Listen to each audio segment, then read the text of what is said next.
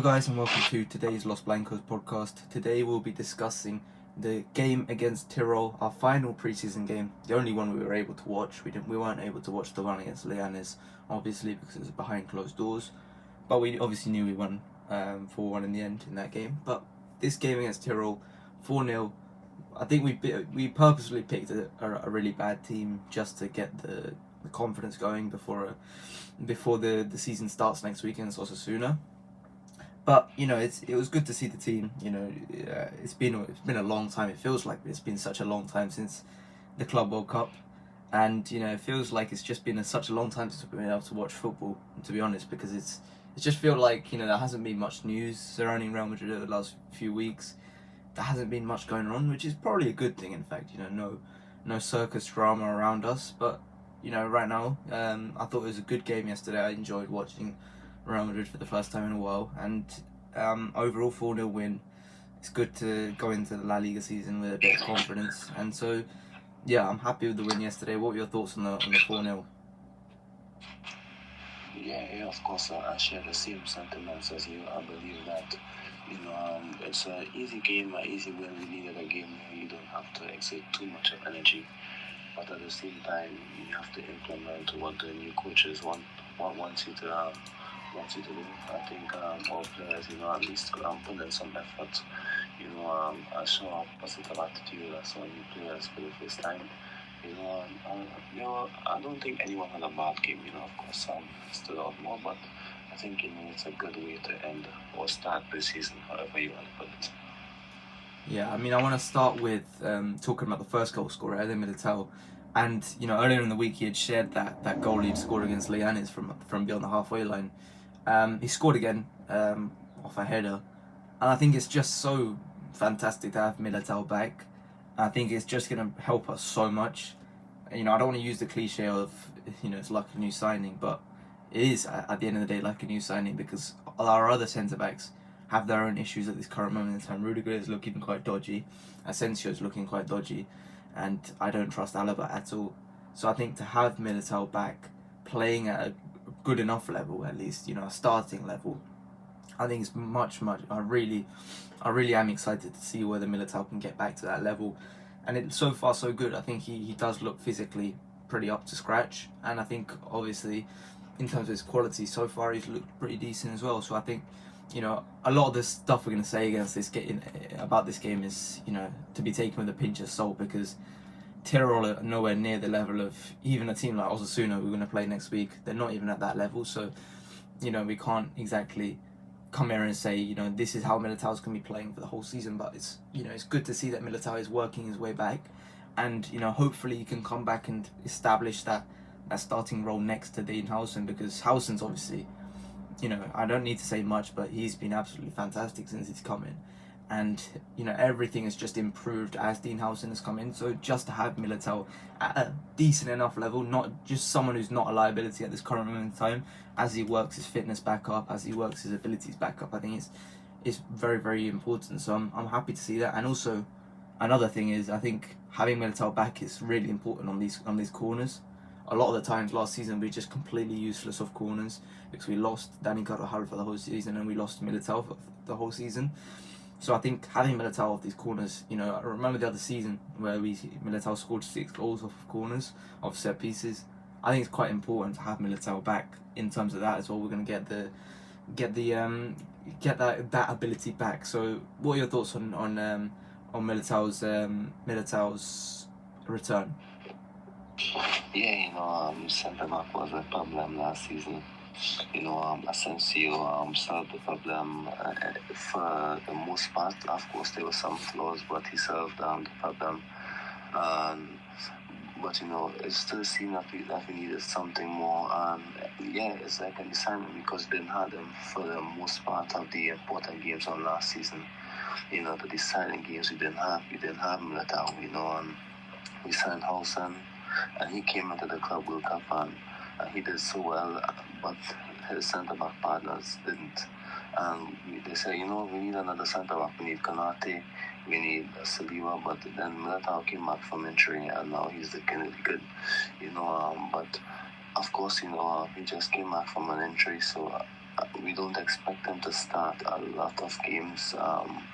In the first few games of the season, he might alternate with someone, but we have to see what's going to happen. Because the guy suspended for the first game, so maybe Militao might play the first one, and then Tony might come back and play the second game. But for now, it's like any signing, and I think we need that, because if he does well, then maybe it's not like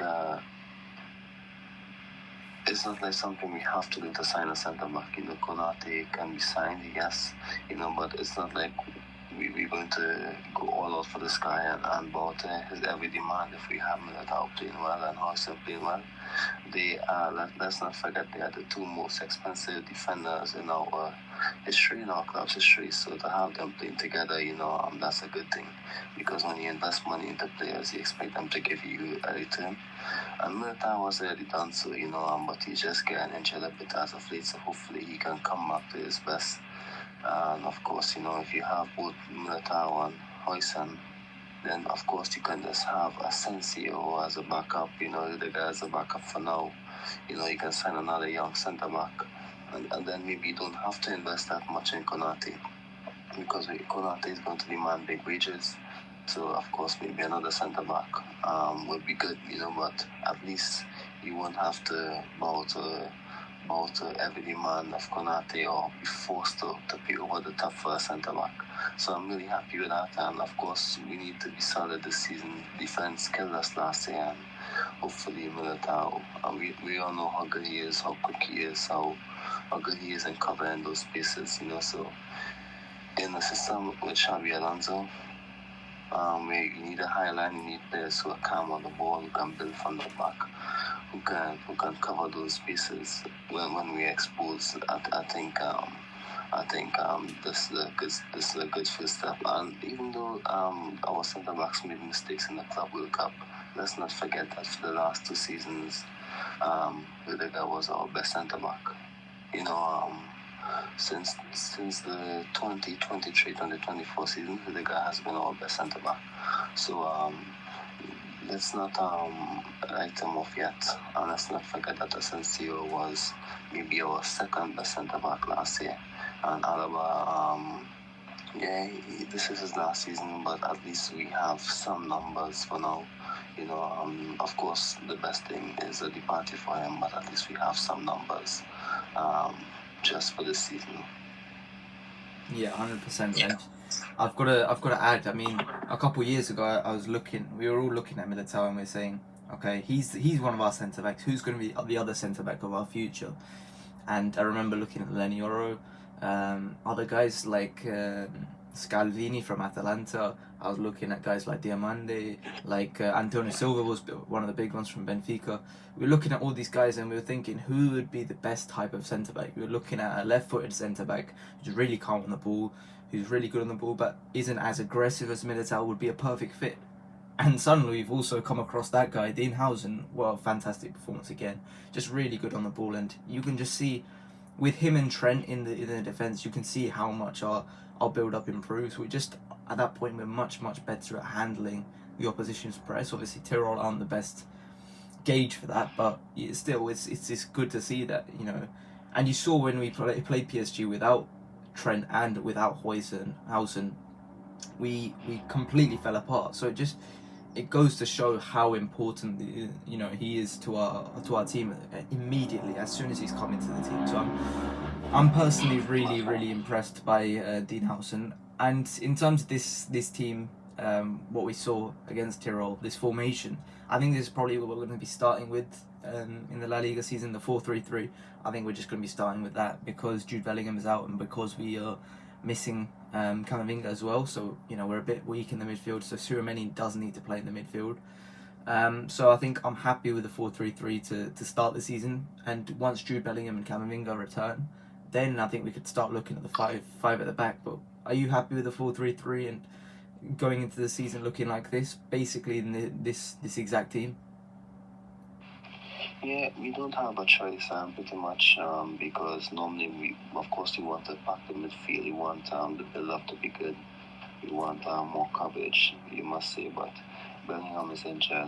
Camavinga, for now, at this point in time, isn't that reliable, unfortunately. So we don't have much options in midfield. Alba played midfield, but it's not an option that we can trust. It's not Alba when he was young at Bayern Munich or when he just came to Madrid. It's 4 years later with an ACL injury and many other injuries. So of course he's not that fast again. He still has football intelligence, but he's not a midfield option.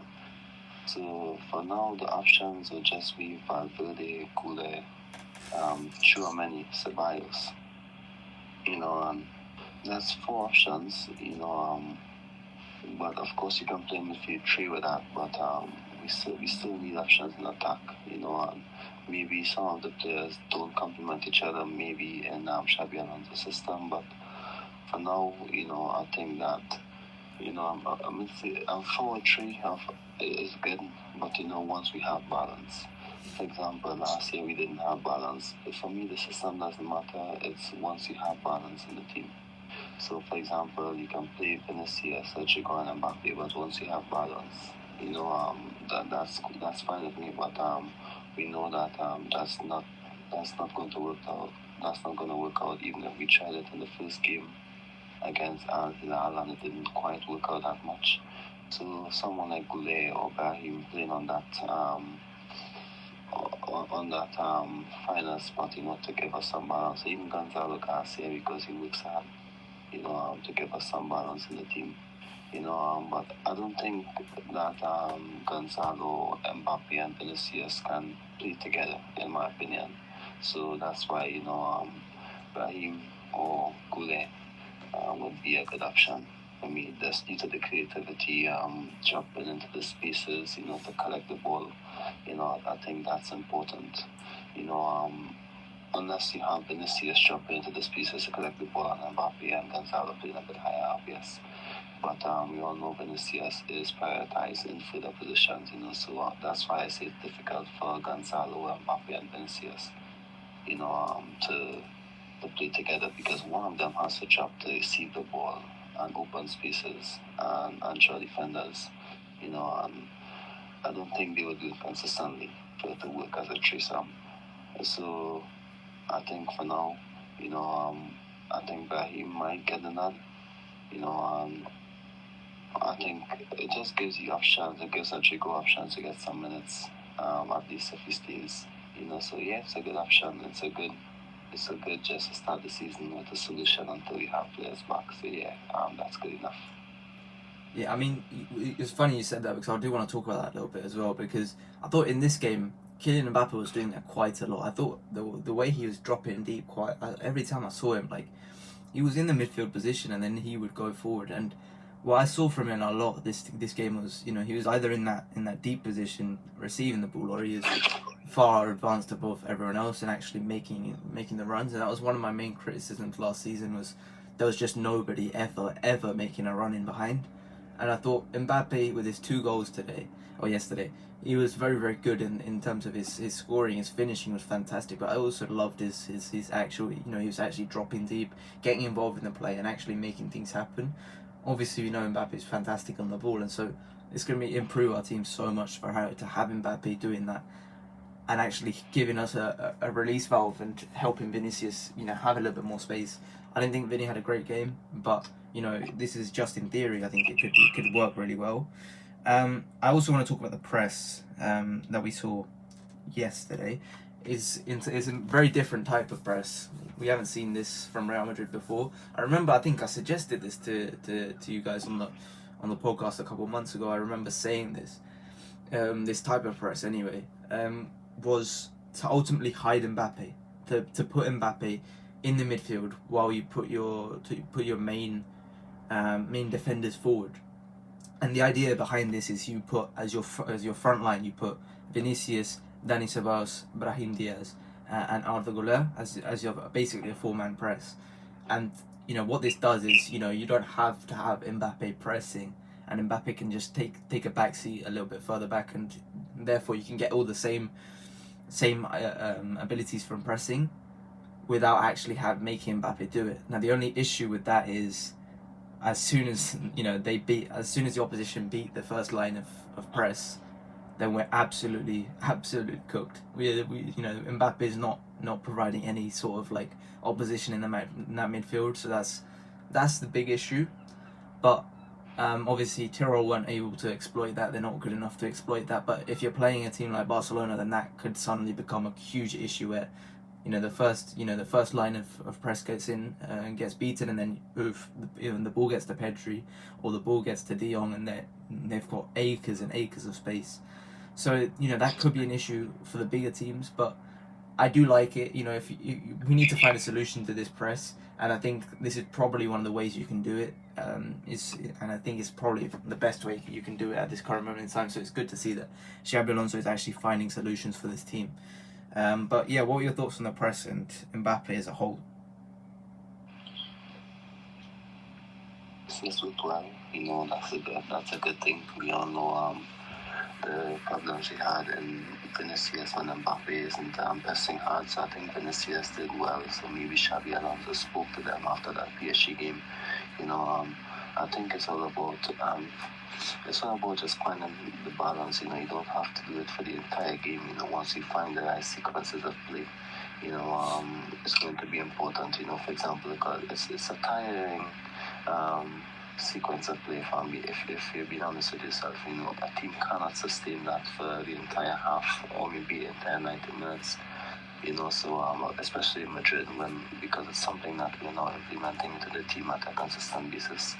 So I think once you have that triggers, maybe when to pressure the ball, I think we did okay to that aspect on yesterday, knowing when to do it. But of course, there's still some flaws. Sometimes we're still seeing teams playing through it a bit easily. And that's what happened yesterday on some occasions, because it's something new. Vinicius and Mbappe, of course, yeah, sometimes they do it, but it's not like they do it like Gonzalo would do it or like Brahim would do it. You can see the difference with Gonzalo pressing compared to Mbappe pressing when you're just there just to make up the numbers and just try to be the option compared to when you're actually pressing the ball. As Gonzalo came on yesterday, the goalkeeper had to play a long ball forward, because he's doing it so relentlessly. When Mbappe or Vinicius, well, not Vinicius, when Mbappe did it, when he was in the forward position, the goalkeeper still had time, to play the ball, So for now, I think the pressing, I think it's going to be a mixed bag. I don't think what we saw yesterday was going to be, if it's easy yesterday, it's not going to be easy in La Liga because teams are much better. I'm still a bit concerned by it. So I hope that, that maybe Gonzalo can get much minutes or the other player in the starting position with Vinicius and Mbappe is relentless, like Mastantuan or whoever it may be. Rodrigo, if it's him, I hope that's the case. Because yesterday it was good, but it wasn't perfect. We played a team in Australia that's best position in the history was sixth in the league. So for me, if I'm being honest, I'm not totally convinced yet. I want to see that in a big game first, to be convinced. Yeah, of course. I mean, yeah, like I said, this is a game to take with a pinch of salt. But we've had nothing to analyze so far, for a long time since that PSG game. So, we're just taking everything we can get at this moment in time. But I think as soon as we watch Osasuna, we'll be able to take an actual proper gauge of what this team's planning to do. I want to talk about another player who I thought was absolutely fantastic in this game. Arda Güler, I thought, had a really damn good game. Was just pulling the strings for everything, and I think the way he linked up with Mbappe and the attack as a whole, I think, was fantastic. You could just see he's playing with such confidence. He hit the crossbar. It was an absolute thunderous attempt at that goal, and he hit the crossbar. He was fantastic. I just thought the way he's controlling things, the way he's creating things, I think he just is just so technically brilliant. Like he can do anything that you ask him to do. He can score the goals. He can create. He can also dictate the tempo. He can do everything that you need him to do. And I'm really happy to see him be basically an undisputed starter every single game at this point, and I'm happy to see that now. So long may it continue because he is just so important to the team already. But I'm really happy to see the way he's connecting with the attack, and I'm really happy to see how he is practically one of the most important players on this team, and is really helping us in this build up as well. So what are your thoughts on Arthur Guler? I think we wanted this for at least over a year now. We're finally getting the opportunity to see him week in, week out in a more prominent position. So he's getting a lot of the ball, everything, a lot of the football is going through him. Maybe he might not always be the player to make the final pass, but it's sometimes the pass before the final pass. The pass to put the team in a more dangerous position, to open up space, between players, into the pockets of spaces, pick up the attacking players. I think that's what we missed last year. Even when he was played in a higher position, maybe on the wing. He still not good, but he wasn't having the impact like he's having now. And I think a lot of the football is going to go through him. A lot of the important plays will be going through him. So I'm happy that, and most importantly, I'm happy that he's fit now compared to his first season. Last season he didn't get injured, and this season he's starting well. So I think he's available, and that's a good thing. The problem is, if he's not playing, who's going to replace him? Who has his skill set? Who are the players who has his skill set? Who's going to have an impact? We don't have an answer to that at this point in time. Maybe it's Camavinga, but for now, he's going to be, in my opinion, I wouldn't say it's difficult to say top 5, but I would say maybe top 7. Similar to the Tyson. They're going to be important players, and for example, when you look at Madrid's 5 most important players, we all know it's Valverde, Courtois, Bellingham, Vinicius, and Mbappe. And I think for, let's say, the next 3 important players, I think we all know for now it's Chouameni. And I think Alec Goulart and Dean Huijsen is part of that. I think for now, I would say that he is more important than so many players in this system, including players like Trent and Alvaro, the new left back, because of how much he's going to be on the ball. I think Alec Goulart has to be prominent and has to be on the ball for other guys to look good, in my opinion. So hopefully, this is officially the season, and it sure looks that way. And a lot of our success will depend on him. But hopefully, there are players who can take his position sometimes for him just to get some rest. Because it's going to be a demanding season. Yeah, I want to talk about Alvaro Carreras as well. You brought him up slightly there. His obviously his debut, and I thought he had a pretty good debut. But I don't think it was anything special. It was an okay game. It was, he played pretty well. It was quite good going forward, quite decent defensively as well. Just overall a pretty solid game. But the problem is, I just don't think it was that much different from a Fran Garcia game. I think the main place we're gonna have to see Alvaro Carreras step up is those bigger games against Barcelona, against PSG. We saw against Barcelona last season where I thought actually Fran Garcia played pretty well against Lamine Yamal whenever they came up, relatively well anyway. But against PSG, I thought Fran Garcia, you saw his limitations, the way he just couldn't deal with PSG's press. So I think that's where Alvaro Carreras has to come in and just be an improvement on Fran Garcia.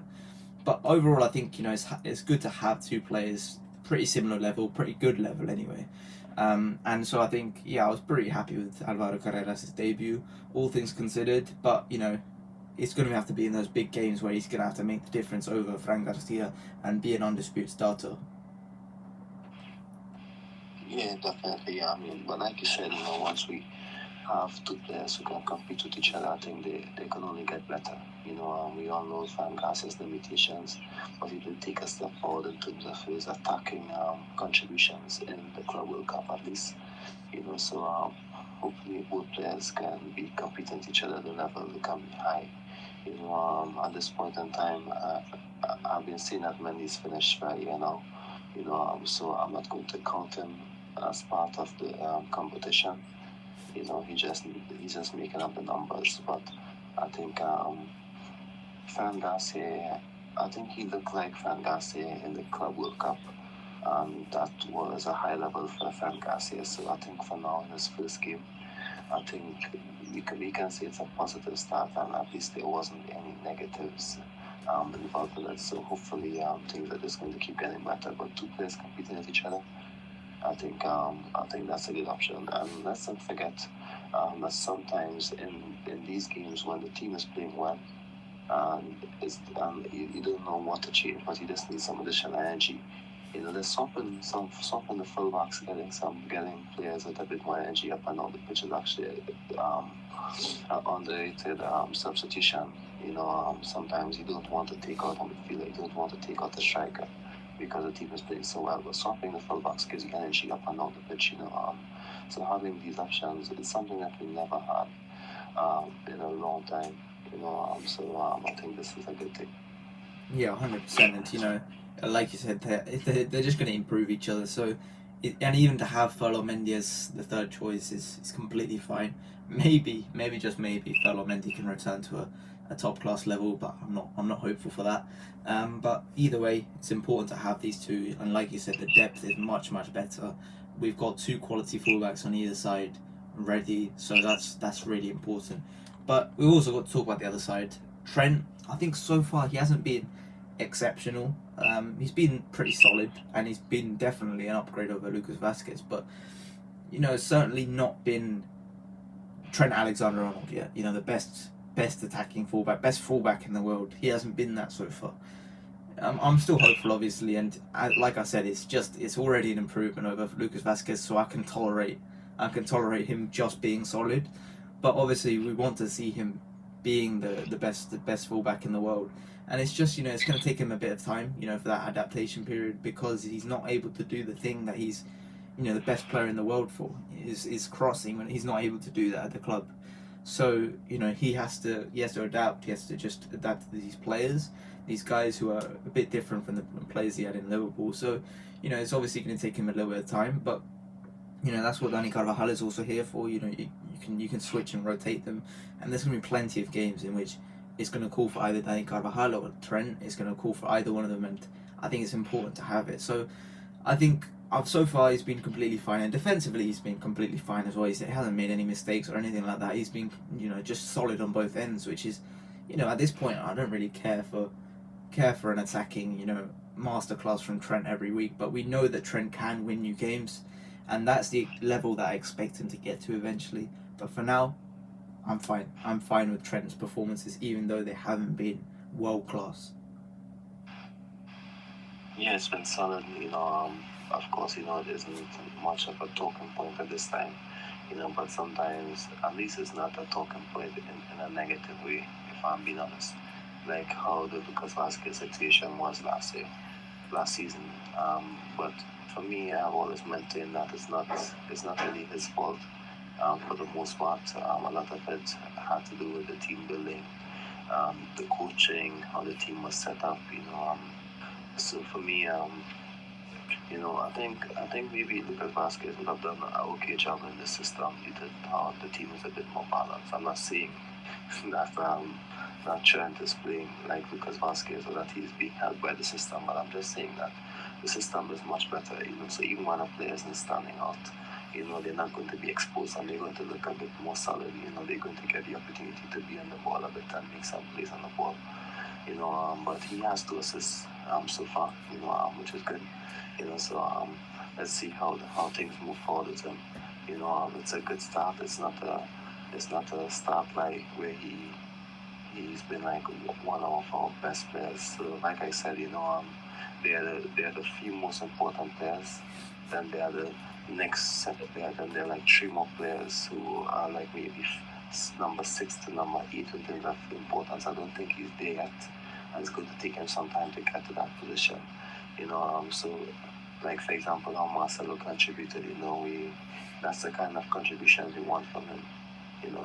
But his defense style of play, Marcelo could have thrived in any system because he can cross the ball and he can drive with the ball as well. I think Trent, yes, he can drive with the ball as well, but it's more into space. Marcelo is really good at the tight spaces, so he's getting accustomed to playing with the team, and that's okay for now.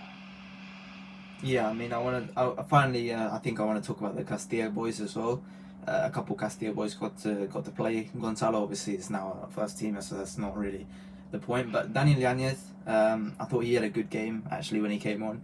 I was disappointed to see Victor Munoz when he left for Osasuna because I thought he could have actually had some value for the team. But good luck to him also Osasuna. But I thought Yanez was actually really good. Just really really direct, really just what you like to see from a player, like a young player, just confident going forward. So hopefully he can get some minutes this season. He got some minutes last season, I remember, against Girona, which I think Girona was the game in which he had his debut. Also, the other guy, Thiago Pitak, he's been really talked about in this last week by Xabi Alonso's staff and stuff. He's definitely been just rising up the ranks, and I think he looks pretty decent. I can't really say too much. I've watched some of the highlights on Twitter. I've watched some of the under-19 accounts talking about him being like really damn good. We'll have to see. We'll have to wait and see. But it's good to see that Xabi Alonso is not nervous to use these Castilla boys. If they're good enough, they're good enough. So at the end of the day, I'm excited to see if guys like Pitar can help us in the midfield, especially when we're quite weak, like right now, when we've only got three first team players in the midfield. So someone like Pitar, if he can make his case for being an actual first team player, then that's good for him.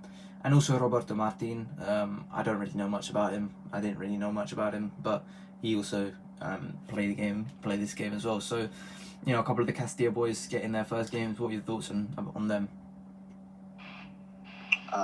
Yeah, I didn't see much of them on today.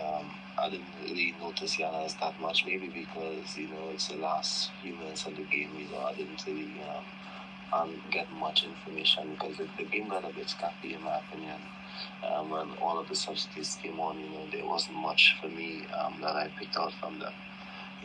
But it's always good to see some Castilla players get some game time. I think Yana, that's his second game because he made his debut last year, I believe. Pitach, hopefully he can do well now because we lack midfield options. So let's see what happens. I'm happy that some of these guys got game time. Gonzalo is promoted, Asensio is promoted. I'm a bit skeptical about Asensio's early this season, if I'm being honest. I think that he came on so late in the game, just to get Hoyce and some rest. So I think he's maybe fourth choice, fifth choice. If Alaba might be injured again. Unfortunately, he's weird saying that, but I think for now he's fourth choice, and I think that's going to be a difficult position for him. So hopefully he can maybe how Nacho had a season in 2013, 2014, and 2014, 2015. But from Nacho to 2013 to 2016, he didn't play much. And then from 2017 onwards, he had a bigger prominence in the squad. So hopefully, Asensio can follow that path and fight for his position. I think that he has the mentality to do so. But for this season, I don't expect him to play much. Maybe like 10 to 15 games. But hopefully he gets some important minutes. But I don't think it's going to be like it was last year for him. He had a difficult World Cup. But I believe that he can still make a contribution to the squad. And I think that's the only negative from yesterday, that he didn't play much, which is normal when you have to prioritize players who are going to start the season.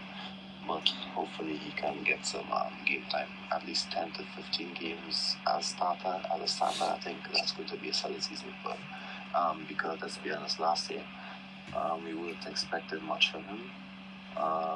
The fact that he is in the first team now, I think no one expected that. So for me, I think he's in a good position, to be a Madrid first team player, but to be a starter, I think it's a long way to go.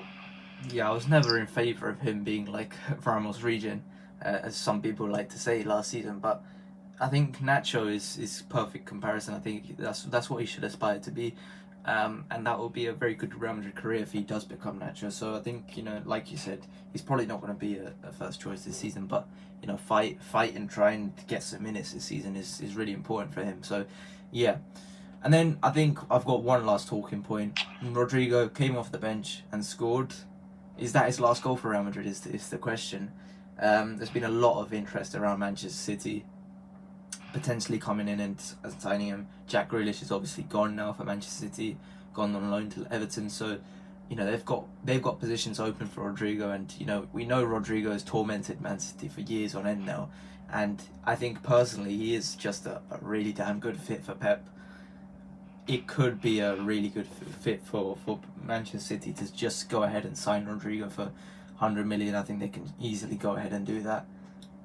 I think this is probably it for Rodrigo, and I wanted to see Rodrigo one last season, because at the end of the day, Rodrigo hasn't played a season, a proper season under a different manager other than Carlo Ancelotti. He obviously played under Zidane, but he wasn't really that Rodrigo under Zidane. So I think it was disappointing. I wanted to see him 1 year under a different manager, see how he played. But if he's just gonna play 5 minutes a game, then I completely understand. I completely understand, because I think he could play for any other club in the world apart from maybe Barcelona on the left wing. So I think, personally, I'm not gonna just hold a grudge against him for leaving, because he deserves that move. He deserves to play in the position that he wants. He's not gonna get it here, and he shouldn't be able to get it here. But good luck to him at Manchester City or Arsenal or Liverpool or wherever he wants to go, because he deserves it. But it's not going to happen for him here. And yeah, he's way too good to be playing 5 minutes off the bench every week. So what are your thoughts on Rodrigo? Yeah, he's way too good to be playing 5 minutes every week. He's way too good to be on the right wing. He's way too good to not be a key member of the squad. Of course, he's way too good that if he stays, that this is going to continue. I think he's way too good that he's going to get minutes if he stays. I think at some point in time, we would need his quality. But the science shows that it's going to be, he's going to get minutes, but he's not going to get plenty minutes. And for me, a player as good as him, for me, I'm putting the player first. If he's not going to get minutes, I like him a lot as a player. I like and respect everything that he has done for the club. The Champions League, the first one in 2021-2022, would not have happened without him. Not just the City goals, but the goal against Chelsea with the Modric assist. He was one of the players against PSG who turned the game off the bench. We cannot deny what he's done for the club. And for me, I'm putting the player first. I think this is a year that he has to leave if it's best for all parties in terms of the value he's going for. Because if he stays on the bench and barely plays, we're not going to get over 100 million for him.